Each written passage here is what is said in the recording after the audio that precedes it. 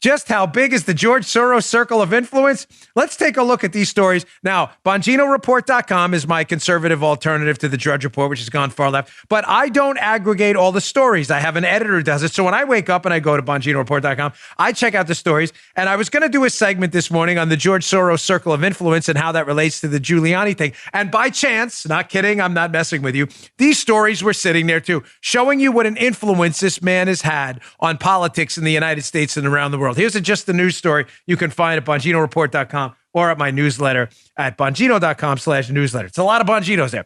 Just the news. Investigation finds massive wrongdoing by a prosecutor in the case of the ex-Missouri governor. So remember Kim Gardner? Well, she is a George Soros-funded prosecutor.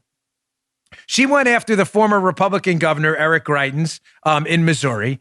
And now she's being accused of massive misconduct. She's also the one who targeted the McCloskey family. Remember the guy who came out of his house with a rifle to defend himself when he was under attack by some Black Lives Matter terrorists? Remember that? Well, those prosecutors, her, Kim Gardner, and others, are largely being funded by George Soros. Why would George Soros, a billionaire with global influence, be so interested in local prosecutors' races? Very simply, because George Soros clearly wants people in office like Kim Gardner and the Chicago, the Chicago AG, what I forget what they're called, the city state's prosecutor, whatever her title is there. He wants people in office who aren't going to prosecute crime because liberals love street chaos. Very simple. Here's the second Soros story. Again, this is totally independent of the Soros segment I was going to do today. I'm just trying to emphasize to you the influence this one man has had on politics in the United States and how destructive one person can be. Here's another Washington Examiner story by Tori Richards. Again, tied to George. Georgie S. is back. Facebook oversight board that upheld the Trump ban, mostly tied to George Soros. What are the chances of that? Here's a screenshot from the piece. So 15 of apparently the 20 members of the Facebook oversight board that banned Trump again yesterday from Fakebook, 15 of the 20 members have either worked for or are in jobs funded by the Soros Foundation. It's just hilarious. They include Afia Asantaway. I'm sorry, I'm going to say her name wrong. I'm not doing it intentionally. She's a program manager for Soros' Open Society Foundation. Don't worry. She's on the Facebook oversight board too. Suzanne Nossel, CEO of PEN America, also partly funded by the Open Society. Nossel also served on a Soros board. So 15 of the 20 members of Facebook's oversight board, that sounds very Star Chamber-y right there. 15 of the 20 members are connected to Soros too. It's really amazing how this guy Soros has his tentacles and everything. Now, why does this matter? Because the left right now, and by the left, I don't just mean this amorphous group. I mean a very specific set of people.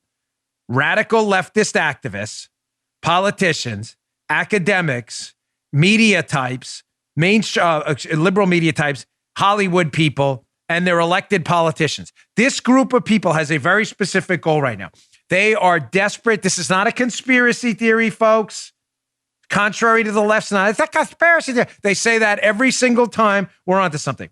They are desperately trying to hide the George Soros influence, not just in the stuff we're talking about there, but in this targeting of Rudy Giuliani. I know we've been talking about it for a few days, but I'll get to Arizona and other stuff too. But this is one of the most important stories of our time. If this is allowed to continue and the Soros stuff and his role in the 2016 election gets buried, forget it. It's all over. They must hide the Soros circle. And there's a two-prong attack to do it. To hide Soros's influence in the 2016 election and the influence now. Number one, they got to silence Giuliani because Giuliani knows the whole story. And I would almost argue, more importantly, their two-prong attack, they have to silence Giuliani and John Solomon, an investigative reporter. I'm getting to the point, I think at today's show, you'll understand why, where I think the reason they're targeting Giuliani isn't even so much about Giuliani, but it's about John Solomon, who Giuliani, they're alleging, worked with to get some of these stories out. I'm serious, and it'll make sense why in a minute. So this is how they hide the Soros leaks, the Soros connections. Number one, silence Giuliani and Solomon. Number two, just scream Russia again. Dan, come on. The stuff with Russia has already been debunked. They're not bringing that back up again. Ha! Here's Exhibit A in the Scream Russia, Part 2 of the two-prong attack to hide the Soros circle. Here's Philip Bump, one of the dumbest human beings in media. Really, I mean it. I don't mean that as like really not an intelligent man at all. At the Washington Post. Time has only weakened the argument that the Russia probe was a victory for Trump. Philip Bump on a log, May 5th, 2021. This is not an intelligent man at all. He's clearly a tool for the left.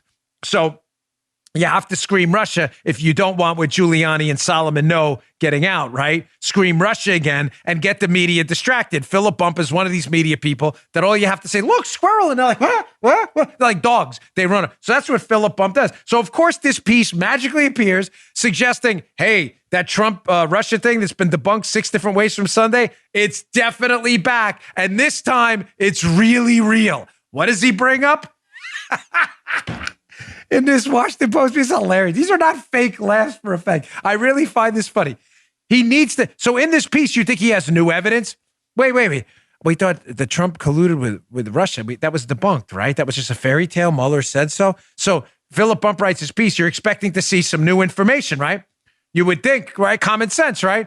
You would think you'd see there's some new source out there. Trump's fingerprints are on a Russian bottle of vodka in a room with pee-pee hookers or whatever it may be. No, none of it.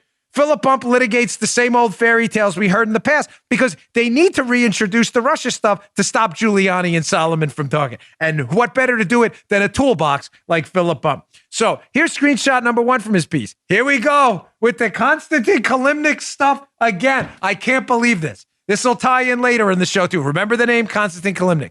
So here's Philip Bump trying to say the Russia hoax is real again.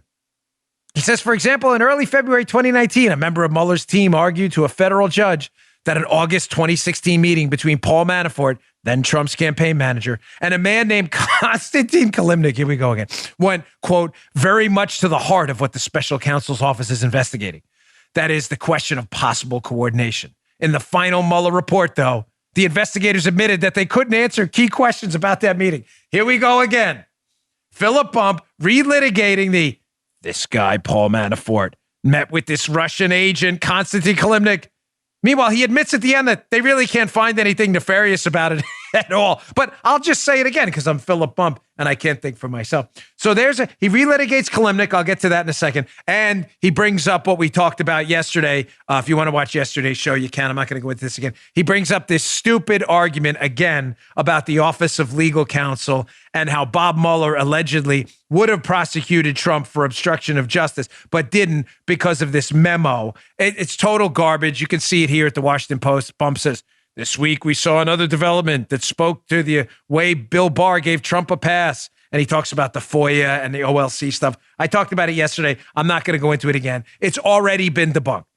The reason they didn't prosecute Trump for obstruction of justice, Mueller, folks, is because they didn't have any evidence. Mueller's already admitted to that. I played the tapes yesterday. Nothing to do with the OLC memo. Just listen to the tape. Bump's not smart enough to figure that out. So just quickly regarding, again, their second prong of how they hide this stuff, the Scream Russia stuff again. That's why this stuff's coming out again. Here for the umpteenth thousandth time. Let's go back to prong 1. They have to silence Giuliani and Solomon first. And what did I say to you? I think Solomon may be the bigger target. Why?